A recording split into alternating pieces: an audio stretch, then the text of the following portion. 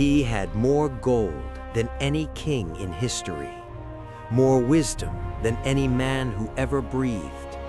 He could speak to birds. He could silence a crowd of thousands with one sentence. Two women once stood before him, both claiming to be the mother of the same baby, and in 60 seconds he solved the case without a single witness. God appeared to him twice, and yet, at the very end of his life, after all the wealth, all the wives, all the temples and palaces and power, he sat down and wrote one sentence that shattered everything. Vanity of vanities, all is vanity. The wisest man alive, and he spent his final years warning us that he had wasted his. This is Solomon, the king who built God a house and then lost his own. Before Solomon, there was David, the shepherd king, the giant slayer, the man after God's own heart. David had conquered Jerusalem, united 12 warring tribes, and built an empire from the dust.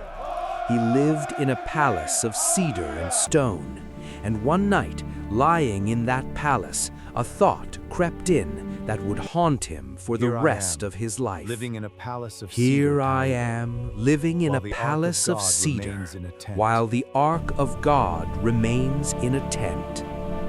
David wanted to build God a permanent house, a temple worthy of the Creator of the universe. And You shall God not said, build it, no. but your son will. Not no to the temple, no to David. You have shed much blood and fought many wars. You are not the one to build me a house. The house of peace could not be built by hands soaked in blood. That honor would belong to a son David hadn't yet raised, a boy who would be born into his father's victories and his father's failures. His name would be Solomon, from the Hebrew word shalom, peace. And from the moment he was born, the weight of a divine promise rested on his shoulders, a temple he would spend his entire reign trying to be worthy of. But first, David had to make sure Solomon had what he needed. So in his final years, the hands that had killed Goliath now trembling with age, David began to count, talent by talent, shekel by shekel. He stockpiled 100,000 talents of gold from the national treasury, 1,000,000 talents of silver, bronze and iron beyond measuring. He added 3,000 more talents from his personal fortune. He filled entire rooms with gemstones, all of it for a building he would never see. $590 billion in today's money, set aside by a dying king for his son. That is a father's love. Solomon was young when he took the throne, young, inexperienced, and terrified. One night, God appeared to him in a dream. Ask for whatever you want me to give you. Think about that offer for a moment. Anything, wealth, power, long life, the death of your enemies? Solomon asked for none of it. Give me a discerning heart, he said, a heart that can tell right from wrong, a heart wise enough to govern your people. God was so moved by this answer that he gave Solomon not just wisdom, but wealth and honor beyond anything he had asked for. No king before or after him would equal it. The wisdom was almost immediately tested. Two women stood before Solomon. Both claimed the same infant. There were no witnesses, no evidence, no way to know. Solomon ordered a sword. Cut the child in two, give half to each woman. The real mother screamed, "Give the baby to her, let him live." The other woman said, "Cut him." Solomon pointed at the screaming mother. "That is the child's mother. Give him to her." The whole kingdom heard this story, and they feared their king because they saw that divine wisdom lived in him. Rulers from across the earth began to arrive at his court, not just for trade, but just to sit in his presence and listen. He spoke 3,000 proverbs. He composed 1,005 songs. He understood the science of trees, animals, birds, and fish in ways that astonished scholars. And then came a queen from the far south who had heard the rumors. She had to see for herself. The Queen of Sheba had heard the legends. The whole world had. But she was not the kind of woman to believe legends without proof. She came with a caravan that stretched for miles, camels bearing spices, gold, and precious stones. She came armed not with weapons, but with riddles, hard questions, tests designed to expose a fraud. She asked Solomon everything on her mind.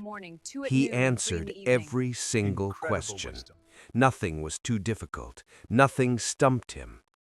The text says she was overwhelmed. The word used in Hebrew implies she was breathless, undone. She looked at his palace, his table, his servants, his cupbearers, the burnt offerings he made at the temple, and she said, "The report I heard in my own country about your achievements and your wisdom is true. But I did not believe these things until I came and saw with my own eyes. Indeed, not even half was told to me." She gave him 120 talents of gold, the largest gift a foreign ruler had ever brought. He gave her everything she desired in return. Then she left, and Solomon's wealth only kept growing. Ships came from Tarshish every 3 years, loaded with gold, silver, ivory, apes, and peacocks. Merchants from every nation brought tributes. 666 talents of gold per year just in annual tribute. His throne was made of ivory, overlaid with pure gold. 6 steps led up to it, each lined with 12 lion statues. Drinking vessels in his palace were pure gold. Silver was so common it was considered worthless. The world had never seen anything like him, and perhaps it never will again. Solomon had the gold. He had the wisdom. Now came the work his father had spent a lifetime preparing for. To get the cedar he needed, Solomon struck a deal with Hiram of Tyre, the greatest merchant king in the ancient world. Cedar of Lebanon, the finest wood alive, floated down the Mediterranean coast in massive rafts, then hauled overland up 800 meters of steep, rocky terrain to Jerusalem. 60 kilometers, no trucks, no cranes, just rope, muscle, and faith.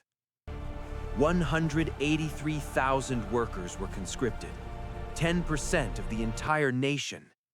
In modern terms, 33 million Americans mobilized for one building. And then, the strangest command Solomon ever gave. Not one iron tool, not one hammer, not one chisel on site. Every stone was pre-cut miles away in underground quarries, shaped to millimeter precision, then transported to Jerusalem already finished. When the stones arrived, workers simply placed them, no adjustments, no noise. For 7 years, the most ambitious construction project in human history was built in total silence. Why? Because iron meant weapons. Weapons meant war. War meant blood. And blood could not touch the house of the God of peace. The finished structure was drenched in gold. Walls, floors, ceilings, all cedar overlaid with pure gold. 2 cherubim 15 feet tall, carved from olive wood, covered in gold, wings spread across the Holy of Holies. Pillars of bronze named Jachin and Boaz, pomegranate carvings, lily blossoms, the smell of cedar everywhere. Then the day came. The priests carried the Ark of the Covenant into the innermost room. They set it down beneath the golden wings and withdrew. And then, the Shekinah. Not smoke, not incense, the visible, tangible, overwhelming presence of God. So thick the priests couldn't stand. They fell on their faces, they couldn't move. God moved in. And Solomon, on his knees, prayed the most humbling prayer a powerful man has ever spoken. But will God really dwell on earth? The heavens, even the highest heaven, cannot contain you. How much less this temple I have built? Solomon had 700 wives and 300 concubines. Many of these marriages were political alliances, a common strategy for ancient kings. But God had warned Israel's kings, specifically, do not marry foreign women who will turn your heart toward their gods. Solomon thought he was the exception. He was the wisest man alive. Surely he could manage a few different religions under his roof. He couldn't. As he grew old, his wives turned his heart. He built high places for Chemosh, the god of child sacrifice, for Molech, for Ashtoreth. Not just tolerating these altars, worshiping at them. The man who built the most sacred temple to the God of Israel now bowed at the altars of demons. And then there was the cost below the gold. The forced labor, 150,000 Canaanite workers conscripted permanently, no rotation, no relief, just stone and hill and sweat until death. The temple of the God who freed Israel from Egyptian slavery, built substantially by slaves. The resentment was already boiling. A young official named Jeroboam saw it from the inside. He watched the exhaustion, the injustice, the broken men carrying stone up endless mountains for a king growing fat on tribute. After Solomon's death, when the northern tribes begged his son Rehoboam for relief, Rehoboam answered with cruelty. The kingdom split forever. 10 tribes followed Jeroboam, 2 remained. The seeds of that destruction were planted by Solomon himself. And the debt. To pay King Hiram, Solomon gave away 20 Israelite cities. Hiram inspected them, looked around, and called them Kabul, worthless. The $590 billion temple came with a price tag beyond gold. Near the end of his life, Solomon sat down and wrote. Not another proverb, not a royal decree, a confession. He called it Ecclesiastes, the preacher, and he opened it with a sentence that should stop every ambitious person cold. Vanity of vanities, all is vanity.